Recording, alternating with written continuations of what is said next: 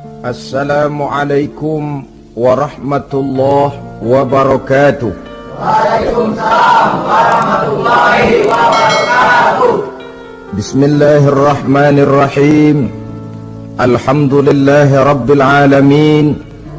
Wassalatu wassalamu ala ashrafil anbiya'i wal mursalin, Sayyidina wa maulana Muhammadin wa ala alihi wa ashabihil mujahidin at-tahirin, amma ba'du. Saudara-saudara kaum muslimin rahimakumullah, kalau setiap muslim ditanya kepengen punya anak macam apa, saya yakin jawabannya pasti sama, kepengen punya anak soleh. Betul apa betul? Betul. Apa ada di sini yang kepengen punya anak jadi garong? Tidak. Saya kira jangankan kita yang insya Allah termasuk orang baik-baik, orang yang tidak baik saja tidak pengen kok anaknya tidak baik. Maling saja tidak pengen anaknya jadi maling. Copet saja tidak kepengen anaknya jadi copet. Dia masih bisa bilang sama anaknya, "Nak, bapakmu sudah kadung jadi maling, kamu jangan nurunin." Itu yang ketahuan malingnya. Maling saja tidak pengen kok anaknya jadi maling, apalagi yang bukan maling. Tapi anak yang soleh ini, saudara, bukan proses yang sekali jadi. Anak soleh tidak akan muncul dengan simsalabim. Anak soleh tidak muncul dengan slogan. Prosesnya sudah diawali oleh pribadi sang calon bapak dan calon ibu daripada anak itu. Itulah sebabnya untuk mendapatkan anak yang soleh ada dua usaha yang harus dilaksanakan. Pertama, usaha zohir, artinya usaha yang kelihatan oleh pandangan mata. Apa saja yang termasuk usaha zohir ini? Pertama, pribadi calon bapak dan calon ibunya. Kalau bapaknya ahli sujud, ibunya gemar hadir di majelis taklim, meresap ke dalam kepribadian anak, ikut membentuk dirinya. Sifat-sifat yang baik ini diharapkan akan menurun kepada si anak. Pribadi calon bapak dan calon ibu. Sebab ma fil aba fil abna. Bagaimana kebiasaan orang tua, begitulah anak. Kata pepatah, kalau bapak kencing berdiri, jangan heran anaknya kencing kabur. Kalau bapaknya bangun pagi jam 8, insya Allah anaknya jam 9. Jangan berharap anak mau sholat subuh. Kenapa? Bapaknya kasih contoh macam itu. Lalu suasana di rumah tangga, termasuk yang dimakan, yang diminum, termasuk pakaian kedua orang tuanya, ikut membentuk proses anak yang soleh ini. Kita kan tahu Rasulullah Shallallahu Alaihi Wasallam bersabda di dalam hadisnya, "Inna ahadakum yujma'u khalquhu fi batni ummihi arba'ina yawman nutfah." Tiap kamu diciptakan Allah dalam rahim ibunya itu 40 hari nutfah. Nutfah itu maaf air kotor yang kalau ketemu di jalan kita jijik, dijual juga nggak laku. Tapi kita berasal dari situ. Dan itu dihasilkan dari saripati makanan yang dimakan oleh sang calon bapak, sang calon ibu. Kalau calon ibu dan calon bapak senang memakan makanan yang haram, senang meminum minuman yang haram, maka itu akan melahirkan saripati makanan yang membentuk sperma yang dihasilkan dari makanan-makanan haram. Itu pun akan ada pengaruhnya dalam proses pembentukan anak yang soleh. Saya dulu berpikir, kenapa Islam ini kok kelihatannya sedikit-sedikit mesti ada doanya. Orang mau makan ada doanya, orang mau berpakaian ada doanya, berdiri di muka cermin berkaca ada doanya. Sampai seorang istri mau bergaul dengan suaminya ada doanya. Pemikiran ini terjawab setelah saya telaah dan menemukan di dalam kitab Ihya-nya Imam Al-Ghazali. Diceritakan di sana bahwa iblis yang tugasnya menggoda orang-orang kafir, badannya gendut-gendut. Sedangkan iblis yang tugasnya menggoda orang Islam, badannya kurus, krempeng, ceking kayak morfinis. Satu hari ketemu di jalan, karena satu profesi, ngobrol. Ini iblis yang tugasnya menggoda orang kafir bertanya kepada iblis yang tugasnya menggoda orang Islam, badanmu kenapa kurus macam begitu? Kata yang menggoda orang Islam, bagaimana saya tidak mau kurus? Saya ini ditugaskan menggoda orang-orang Islam. Orang Islam itu kalau dia mau minum, dia baca bismillah. Bismillah racun, saya nggak bisa ikut minum. Dia mau makan, baca bismillah. Bismillah racun lagi, saya nggak bisa ikut makan. Dia mau tidur, tarik selimut, dia baca bismika Allahumma ahya wa amut, racun lagi aja. Saya nggak bisa tidur di selimut, terpaksa tidur di emper, mana keanginan. Dia mau bergaul sama istrinya, dia baca Allahumma jannibna syaitan wa jannibi syaitan fima razaqtana, racun lagi. Saya nggak bisa bantuin, cuma ngeliatin dari jauh. Bagaimana nggak kurus makan hati? Kata iblis yang badannya gendut-gendut, untung benar saya menggoda orang kafir yang nggak ada bacaan apa-apanya. Dia makan, saya ikut makan. Dia minum, saya ikut minum. Dia tidur di selimut empuk, saya masuk ke dalamnya. Dia bergaul sama istrinya, dikit-dikit saya bantuin. Allah Karim, ini maaflah kalau sudah dibantuin iblis ini, jangan heran anak jadi sangar nantinya. Jadi sejak proses produksi awal, Islam sudah mengajarkan hal yang sedemikian rupa. Pribadi calon ibu bapaknya baik, makanan, minuman, dan pakaian terdiri dari yang halal. Suasana beragama kelihatan di rumah tangga.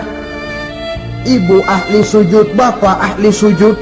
Ini termasuk proses usaha yang zahir dari orang tua yang menginginkan anak yang soleh. Sampai terjadi proses kehamilan. Proses kehamilan itu kata Nabi 40 hari yang pertama nutfah, 40 hari yang kedua alaqah, 40 hari yang ketiga mudghah. Mudghah itu embrio, cikal bakal bayi. Setelah proses 3 kali 40 hari itu, barulah ditiupkan ruh ke dalam rahim sang ibu. 120 hari atau 4 bulan, perempuan yang hamil itu baru terasa perutnya bergerak-gerak. Ini berdasarkan pengalaman perempuan. Saya sendiri kebetulan alhamdulillah belum pernah hamil.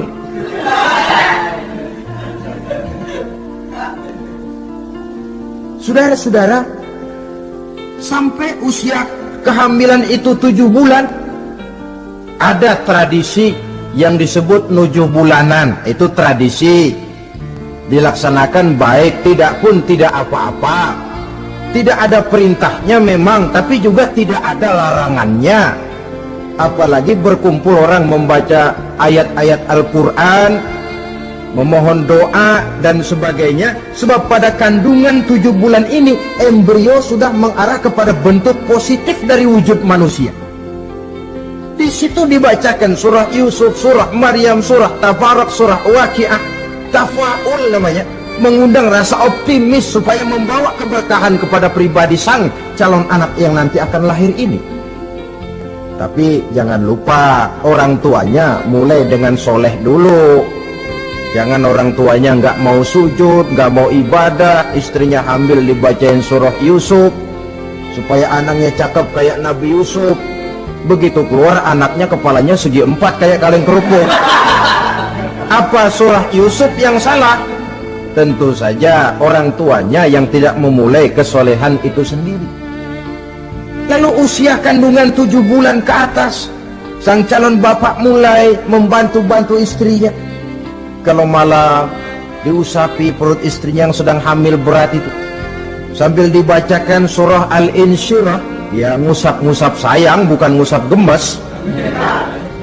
Alam nashrah laka sadrak wa wada'na anka wizrak allazi anqadha dhahrak, supaya Allah memberikan keringanan kepada kehamilan istrinya sampai kepada proses kelahirannya.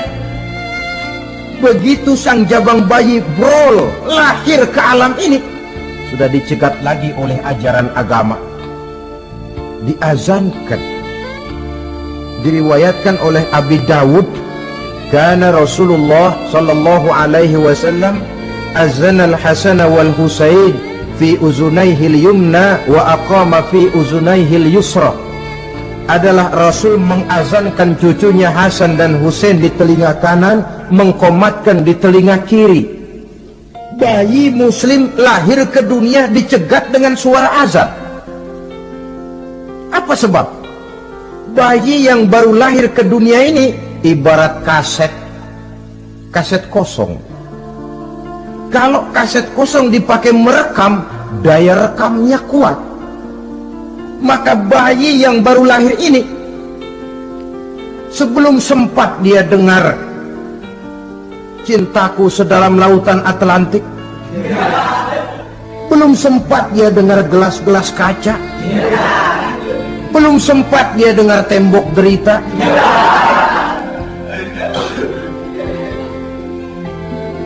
belum sempat dia menikmati serak-serak basahnya suara Frank Sinatra atau merdunya suara Madonna. Rekaman pertama yang masuk lafzul jalalah, Allahu Akbar, Allahu Akbar. Belum sempat dia dengar yang lain, keagungan Allah yang didengarnya. Kaset kosong diisi dengan rekaman pertama berupa lafzul jalalah. Saudara hadirin yang saya hormati, lalu datang kewajiban orang tua setelah sang anak lahir. Apa itu? Memberikan nama. Jangan lupa, ini proses pembentukan anak yang soleh. Memberikan nama. Walaupun William Shakespeare pernah bilang, what is a name? Apa sih arti sebuah nama? Cuma nama saja kok. Biar adanya di atas lumpur, kalau memang intan ya tetap intan. Nama itu tidak banyak artinya. Namun pada hakikatnya nama merupakan bagian daripada doa. Itulah sebabnya Islam mengajarkan khairul asma'i ma hummida wa ubida. Sebagus-bagus nama yang mengandung pujian atau menggambarkan kehambaan seseorang kepada Tuhan. Mengandung kata-kata pujian, Ahmad, Muhammad, Hamid, Mahmud. Mengandung nilai kehambaan seperti Abdurrahman, Abdurrahim, Abdurrauf. Jangan mentang-mentang ada di Quran anak dinamai Jahannam. Wah, kenapa Jahannam? Itu kan ada di Quran, Pak. Iya, di Quran, tapi lempengan neraka itu. Sekarang ini saya melihat gejala akibat rasa malu beragama. Kan zaman sekarang kadang ada tuh orang malu mengakui Islamnya. Bertemu teman, Assalamualaikum, malu, minder. Berangkat ngaji bawa Quran, malu, minder, rendah diri. Malu mengakui Islamnya. Termasuk diberikan nama yang berbau-bau Islam ini. Malu katanya, kampungan. Bapaknya kasih nama bagus, Ibrahim. Lantaran pengen nyentrik, dia potong Bram. Ibrahim kampungan, Bram aja nih lah. Ah, itu kan cuma nama, Pak. Memang begitu mulanya. Nabi pernah memberikan isyarat, la tattabi'anna sunnana man kana qablakum shibran bi shibrin. Satu saat kau pasti akan mengikuti tingkah laku orang-orang sebelum kamu. Cuma cara kamu mengikuti sedikit-sedikit, sejengkal, sehasta, semeter. begitu enak kamu ikut-ikutan, sampai yang kamu ikuti masuk ke lubang biawak, kamu pun akan masuk juga ke dalamnya. Mula-mula nama, malu pakai nama Islam. Dari nama pindah ke pakaian, dari pakaian pindah ke pergaulan. Kalau nama Ibrahim, berteman dia dengan Ali, Ami, Farid, Syauki. Sudah pakai nama Bram, masa Bram temennya soleh, nggak nyetel ah. Kalau Bram kan temennya si Bleki. Nah, kalau sudah pindah ke pergaulan, yang saya khawatir pindah agama tidak terasa. Pindah agama tidak lagi terasa. Ini yang kita khawatir. Itulah sebabnya membudayakan nama yang baik ini perlu kita pelihara. Nama sebagian daripada doa. Tatkala orang tua memanggil kita dengan nama yang baik, sudah merupakan doa agar anaknya jadi orang baik-baik. Saudara hadirin yang saya hormati, setelah memberikan nama yang baik, kewajiban berikutnya dari orang tua muslim ialah wa ayyu'addibahu, kata Nabi, memberikan pendidikan.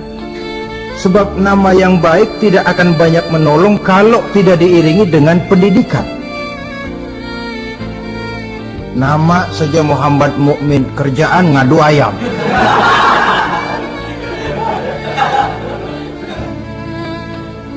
Nama yang baik tapi lantaran tidak diiringi dengan pendidikan, tidak akan banyak menolong.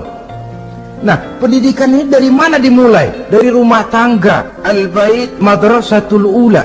Rumah tangga adalah sekolah yang pertama. Belum lagi anak kenal TK, ibtidaiyah, sanawiyah. Yang dia kenal adalah rumah tangganya. Gurunya adalah ibu bapaknya. Dan proses mendidik anak ini tentu merupakan proses yang panjang, memerlukan pengorbanan dari kedua orang tuanya. Namun prinsip lebih baik sekarang orang tua berkorban daripada menjadi korban. Kalau orang tua tidak mau berkorban untuk mendidik anaknya, percayalah pada suatu saat dia akan jadi korban, dilawan oleh kebrutalan anaknya sendiri. Biarlah kita orang-orang tua ini peras keringat banting tulang, pergi pagi pulang sore, kaki jadi kepala, kepala pun jadi kaki, untuk satu cita-cita agar anak-anak kita kelak lebih baik daripada kita sekarang ini. Mendidik. Karena kian hari kita dihadapkan dengan kenyataan peledakan penduduk, sulitnya lapangan kerja, persaingan hidup yang makin tajam, sulitnya ekonomi. Kalau anak kita tidak bekali dengan pendidikan, dia akan tersudut di pojok-pojok kehidupan untuk lebih banyak cuma jadi penonton daripada pemain di dalam kegiatan kehidupan ini. Nah, setelah memberikan nama yang baik, lalu mendidiknya, lalu datanglah usaha yang batin di dalam proses pembentukan anak yang soleh ini, yaitu mendoakan anak. Yang baik tentu doa dari orang tuanya sendiri. Sebab kata Nabi, doaul walid liwaladihi kadu'ain nabi li ummatihi. Doa orang tua kepada anaknya seperti doa Nabi kepada umatnya. Sebagaimana doa Nabi kepada umatnya tidak ditolak, begitulah doa orang tua kepada anaknya. Di keheningan malam, si orang tua ini sering bangun, tahajud, sujud dia di hadapan Allah dengan menitikkan air mata, memohon doa dengan doanya Nabi Allah Ibrahim, Rabbi habli minas salihin. Ya Allah, berikan kiranya saya anak yang soleh. Nabi Ibrahim tidak minta anak pintar, Nabi Ibrahim tidak minta anak yang tampan, Nabi Ibrahim tidak minta anak yang kaya dan punya kedudukan tinggi. Yang beliau minta, Rabbi habli minas salihin. Ya Allah, berikan saya anak yang soleh. Kelihatan ini ketika beliau punya anak bernama Ismail, lalu turun perintah Allah, hai Ibrahim, potong leher anakmu Ismail. Nabi Ibrahim bermusyawarah, Ismail, saya Abah, Allah memerintahkan saya untuk menyembelih leher kamu. Menurut pendapatmu bagaimana, mimpiku ini laksanakan atau tidak? Apa jawab Nabi Ismail? Ini bukti doa anak soleh. Abah, kalau memang itu benar perintah Allah, laksanakan Abah. Ya abati fa'al ma tu'mar, satajiduni insyaallah minas sabirin. Kalau memang itu perintah Allah, Abah, laksanakan, potong leher saya. Anak soleh. Kalau cuma anak pinter tapi nggak soleh, mungkin jawabannya nggak begitu. Nak, bapak disuruh Allah menjelmelih leher kamu. Bagaimana nak, laksanakan jangan. Mungkin dia akan jawab, kenapa saya bapak aja potong yang udah tuaan.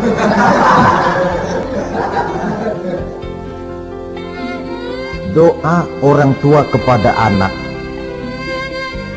Atau boleh juga doa orang lain yang diyakini kesolehannya oleh orang tua tadi. Mengundang Pak Ustadz, Pak Kiai ke rumah, tolong doakan anak saya. Tidak ada salahnya. Sebab Nabi mengajarkan aksiru minan nas bidu'ail khair, fa innaka la tadri min ayyi fahin yuqbal. Banyak-banyaklah minta doa kebaikan dari orang lain, sebab kamu tidak tahu dari mulut yang mana doa itu diterima Allah. Mungkin saja orang menurut pandangan kita kere, miskin, tidak dipandang orang lain, tapi kalau doanya Allah mau terima, siapa yang sanggup menghalangi? Banyak-banyaklah minta doa kebaikan dari orang lain, sebab tidak seorang pun tahu dari mulut yang mana doa itu akan diterima Allah. Doa orang tuanya. Inilah hikmah khitan yang pertama, proses pembentukan anak yang soleh. Yang kedua, khitan itu menanamkan kepada anak-anak muslimin sikap berani menghadapi hidup. Di waktu kecil sudah dilatih mengalirkan darah. Seolah-olah orang tuanya berkata, nak, hidup ini adalah perjuangan, nak. Perjuangan itu peras keringat, banting tulang, mengalirkan darah, kadang-kadang mengorbankan nyawa. Hidup bukan undian, nak. Jangan mengharap untung besar tanpa mau peras keringat. Berani hidup artinya berani menghadapi segala resiko yang ada di dalam hidup. Di zaman sekarang banyak orang yang takut menghadapi hidup. Pakaian mau bagus, makan mau enak, hidup mau terpandang dan dihargai orang, tapi kerja keras tidak mau. Paling-paling istilah orang maunya cuman hardolin. Hardolin itu bahasa Jerman, artinya dahar modal ulin. Santai. Ini kan takut menghadapi hidup, atau melihat bahwa stres hidup begitu tinggi, lalu mengundi-ngundi hidup. Dipertaruhkannya hidup di meja judi, dipertaruhkannya hidup di gunung-gunung, memuja-muja setan dan sebagainya. Itu pun termasuk orang yang takut menghadapi hidup, tidak berani menghadapi resiko yang ada di dalamnya. Cuma khayal saja membumbung tinggi, tapi keberanian untuk bekerja keras tidak ada.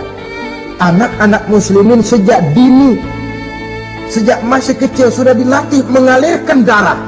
Hidup ini perjuangan, nak. Bukan santai-santai, bukan berleha-leha, bukan berandai-andai. Tidak akan pernah sampai kita kepada tujuan kalau hidup cuma diisi dengan berandai-andai, berleha-leha, bersantai-santai.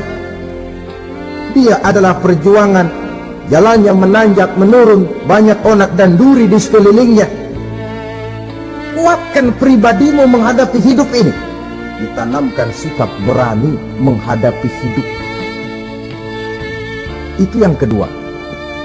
Lalu yang ketiga, khitan pada hakikatnya merupakan peletakan batu pertama, dalam arti mempersiapkan anak supaya hidupnya nanti menjadi orang yang sujud kepada Allah.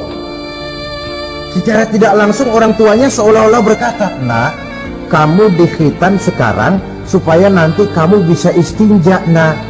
Kalau kamu sudah bisa istinja, kamu bisa berwudu. Kalau wudumu sah, kamu bisa sholat. Peletakan batu pertamanya lewat khitan. Jadi kalau sudah dikhitan lalu dianggap selesai, sholat tidak diajarkan, wudhu tidak diajarkan, ya sama saja dengan membangun rumah. Setelah peletakan batu pertama lalu tidak dilanjutkan dengan membangun yang lain, alang-alang yang bakal tumbuh. Sebab dalam realitanya nanti bukan cuma tubuh kita yang dikhitan, harta kita nanti dikhitan. Cuma khitan harta namanya zakat, infak, sodakoh. Itu kan harta dikhitan supaya bersih. Khitan juga namanya. Karenanya mengkhitan anak, mempersiapkan anak agar menjadi hamba Allah yang sesungguhnya, menjadi manusia yang sujud kepada Allah Tuhannya. Itu merupakan prakondisi ke arah pembentukan manusia yang kelak akan sujud kepada Allah Rabbul Jalil.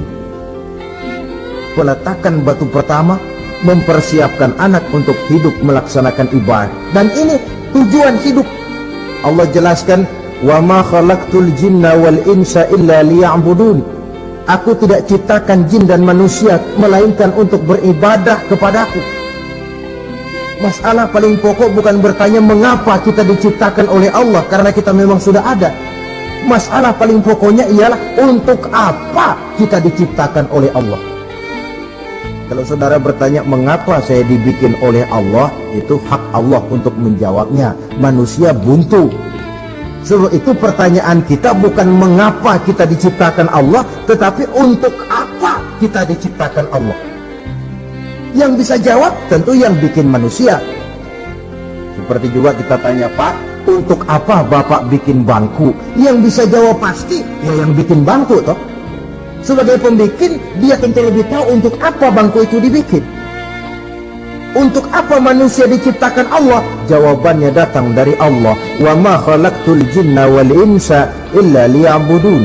Aku tidak menciptakan jin dan manusia kecuali untuk melaksanakan ibadah kepadaku. Ini rupanya tujuan penciptaan manusia, agar kita menjadi orang-orang yang hidup melaksanakan ibadah dalam pengertian yang seluas-luasnya. Sejak ibadah pribadi yang langsung antara kita dengan Allah, seperti sholat, puasa, zakat, haji, sampai kepada ibadah yang tersalur melalui kehidupan bermasyarakat. Umpamanya membangun, memelihara kesehatan, menjaga keamanan di kampung, yang kalau kita niatkan untuk mencapai ridho Allah, insya Allah itu akan bernilai ibadah. Tujuan penciptaan manusia ternyata tidak lain untuk melaksanakan ibadah. Prestasinya di hadapan Allah bergantung kepada sampai sejauh mana nilai ibadah itu dilaksanakannya. Ini yang ketiga. Yang keempat, hikmah daripada khitan itu dari sisi orang tua, menempatkan perintah Allah di atas perasaan dan kepentingan pribadi. Ada nggak orang tua yang nggak sayang sama anaknya? Semua orang tua sayang kepada anaknya. Jangan anak sampai dipotong mengalirkan darah. Anak main saja, main layang-layang, jatuh, pulang kakinya berlumur darah, sudah ribut orang tuanya. Kenapa nak? Kenapa sayang? Kenapa raja? Aduh, raja lah kita. Tapi ini perintah Allah. Perasaan pribadi, kepentingan pribadi kalah oleh perintah Allah. Ini mestinya watak seorang muslim. Kalau sudah begitu perintah Allah, begitulah kita laksanakan. Soal keberatan pribadi, perasaan pribadi, kepentingan pribadi, nomor belakang. Yang penting perintah dilaksanakan. Cobalah kalau khitan itu, anak yang begitu kita sayangi, pada umur sedang lucu-lucunya, dipegangi dia, lalu dikhitan. Kadang dia menangis, mengalirkan darah, sakit dia 2-3 hari belum bisa berjalan dan bermain dengan teman-temannya. Tapi ada rasa luas dalam hati orang tua. Kenapa? Alhamdulillah ya Allah, perintahmu sudah saya laksanakan. Perasaan pribadi itu ditekan oleh perintah Allah. Perintah Allah di atas perasaan dan kepentingan pribadi. Kalau perasaan ini sudah kita miliki, itu pertanda nilai iman kita sudah mapan. Tidak cuma dalam khitan, dalam berbagai perintah agama. Hari Jumat berangkat kita dagang, begitu 11:30 mendadak banyak yang beli, laku lagi. Sudah kedengaran suara azan, hayya 'alas shalah, hayya 'alal falah, pembeli makin banyak. Disitulah barometer iman kelihatan.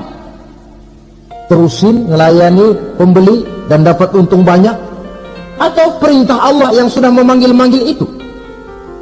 Kalau perintah Allah di atas perasaan dan kepentingan pribadinya, dia akan tinggalkan dagangan itu, dia akan bergegas menuju panggilan Allah. Saudara hadirin yang saya hormati, jadi perintah khitan ini mendidik setiap muslim agar perintah Allah berada di atas perasaan dan kepentingan pribadi. Hijau kata Allah, hijau kata kita. Putih kata Allah, putih kata kita.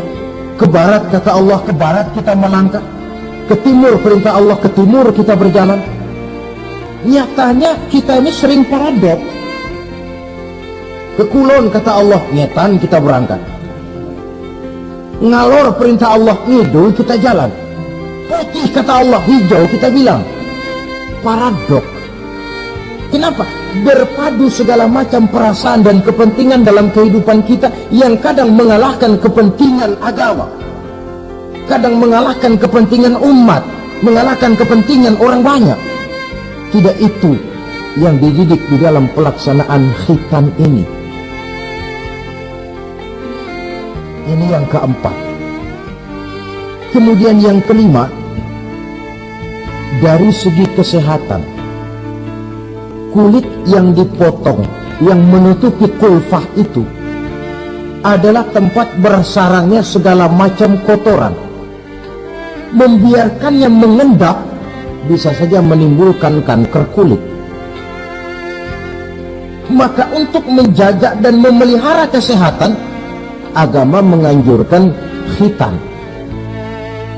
Di samping tentu ada unsur kepentingan biologis. Ini maaf-maaf lah, kalau nanti orang sudah bersuami, sudah beristri, akan terasa manfaatnya khitan. Lain loh yang dikhitan dengan yang tidak itu. Coba saja tanya orang, makan pisang itu yang enak dikupas dulu apa dimakan kulit-kulitnya? Ya mesti tentu yang enak ya dikupas dulu. Kalau kulit-kulitnya juga dimakan, rakus namanya. Belum lagi kemungkinan bisa jadi penyakit. Dari segi kesehatan, dari segi kepentingan biologis, perintah khitan ini kembali manfaatnya buat kehidupan manusia. Itulah sebabnya di dalam An-Nahl ayat 123 Allah subhanahu wa ta'ala menegaskan, "Summa auhayna ilaika anittabi' millata Ibrahim hanifa wa ma kana minal musyrikin." Kemudian kami wahyukan kepada kamu wahai Muhammad, ikutilah agama Ibrahim yang hanif ini, dan tidaklah ia termasuk daripada golongan orang-orang yang menyekutukan Allah. Artinya syariat khitan ini yang berasal dari sejarah kehidupan Nabi Ibrahim diteruskan oleh syariatnya yang dibawa oleh Nabi kita Muhammad sallallahu alaihi wasallam. Maka kalau ayat menjelaskan inna dina indallahil Islam, agama yang diridhoi Allah itu cuma agama Islam. Islam yang mana? Islam yang dibawa oleh Nabi Adam, diteruskan oleh Nabi Nuh, diteruskan oleh Nabi Ibrahim, diteruskan oleh Nabi Musa, diteruskan oleh Nabi Isa, dan disempurnakan oleh Nabi kita Muhammad sallallahu alaihi wasallam. Karena seluruh rasul yang 25 ini sumbernya sama, Allah. Prinsip ajarannya sama, la ilaha illallah. Cuma syariatnya saja yang agak berbeda, disesuaikan dengan situasi dan kondisi dari umat yang dihadapi oleh rasul itu. Nabi Sulaiman misalnya ada sholat, tapi sholatnya Nabi Sulaiman tidak pakai rukuk dan tidak pakai sujud, berdiri saja. Zaman Nabi Nuh ada puasa, tapi puasanya versi Nabi Nuh lain dengan puasanya versi kita sekarang ini. Syariat berbeda sesuai dengan situasi dan kondisi. Tapi khitan sejak Ibrahim, Ismail, Ishak, sampai kepada Musa, sampai kepada Isa, sampai kepada Nabi kita, terus berkelanjutan sampai hari akhir nanti. Jadi bukan merupakan syariat baru. Pengukuhannya dalam An-Nahl 123 ini, aku wahyukan kepada Muhammad, ikuti agama Ibrahim ini, agama tauhid, yang diantara syariatnya adalah pelaksanaan khitan. Sedangkan Ibrahim seorang yang hanif. Hanif ini lebih tinggi daripada sekedar taat. Kalau orang yang taat itu contohnya begini, nak, tolong taruh ini gelas di pinggir meja, nak. Kalau dia taat ya apa adanya, ditaruh saja tuh gelas di pinggir meja. Orang yang hanif lain, mikir. Iya, kalau ditaruh di pinggir kan gampang kesenggol orang, jatuh ke bawah, pecah. Biar diperintah taruh di pinggir, taruh aja di tengah dah, biar aman. Ini hanif namanya. Tingkatan yang lebih tinggi daripada taat. Nabi Ibrahim seorang yang hanif. Tidak ada perintah Allah yang tidak dilaksanakan dengan sebaik-baiknya. Sampai pun perintah memotong anak sendiri. Saya kira kalau perintah macam begini turun kepada orang zaman sekarang, banyak yang bubar jadi orang Islam. Potonglah leher anakmu, dah, udahan aja dah. Dan memang perintah itu cuma untuk menguji kekuatan mental Nabi Ibrahim alaihissalam.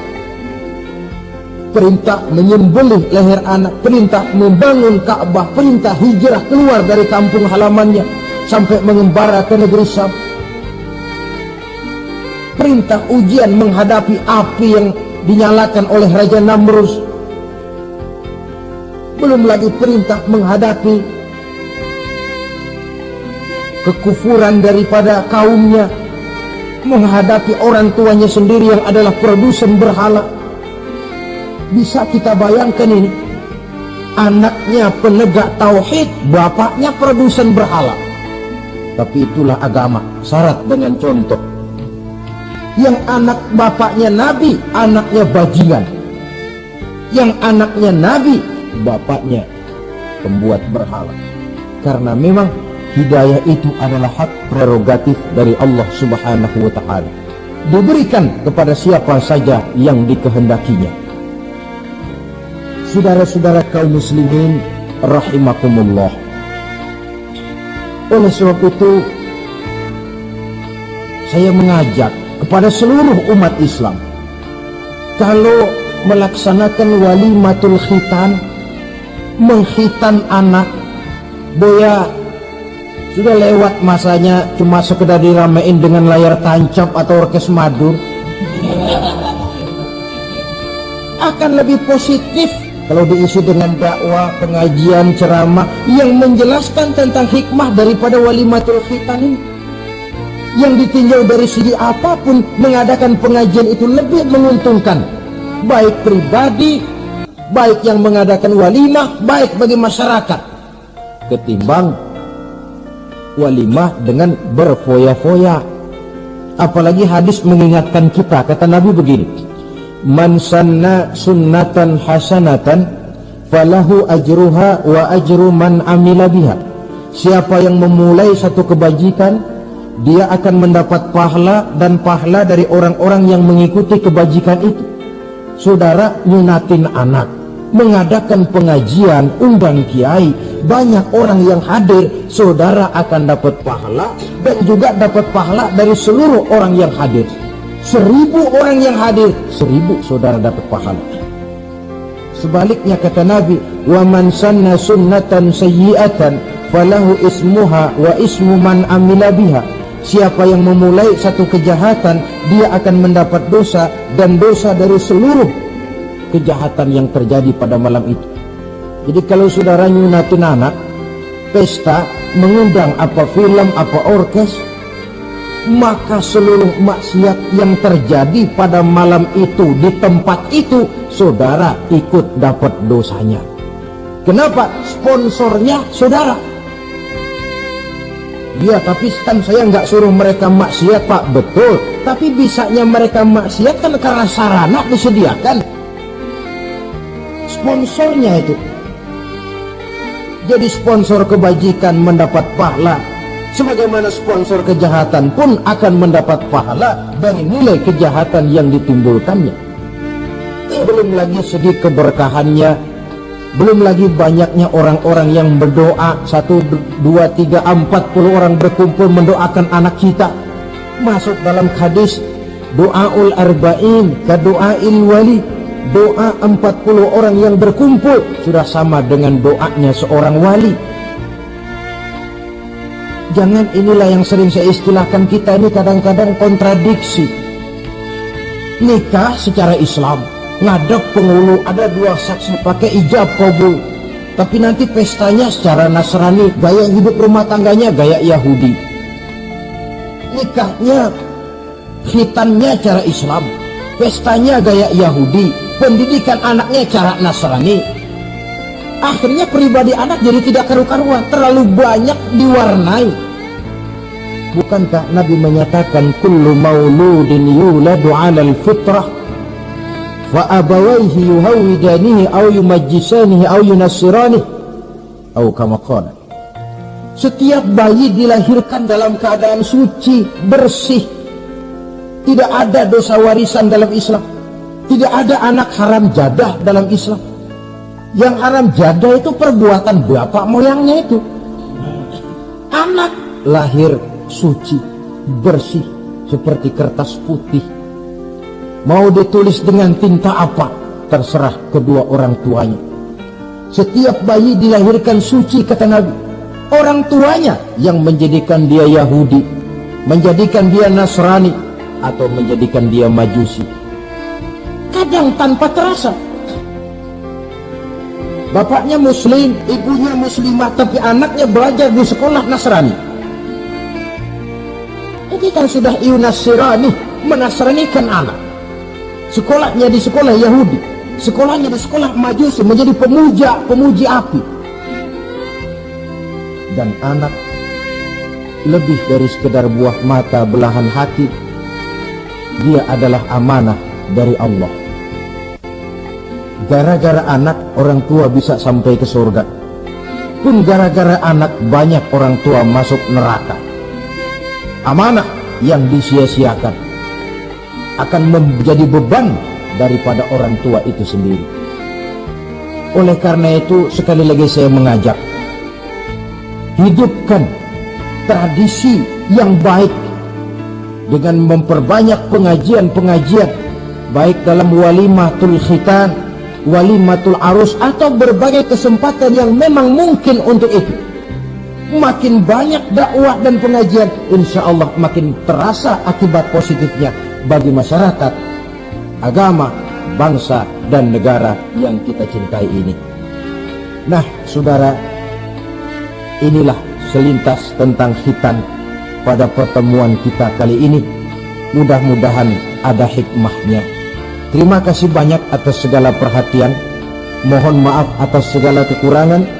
Usikum wa nafsi bitaqwallah. Aqulu qawli hadha fa astaghfirullahal azim li wa lakum. Wassalamu alaikum warahmatullahi wabarakatuh.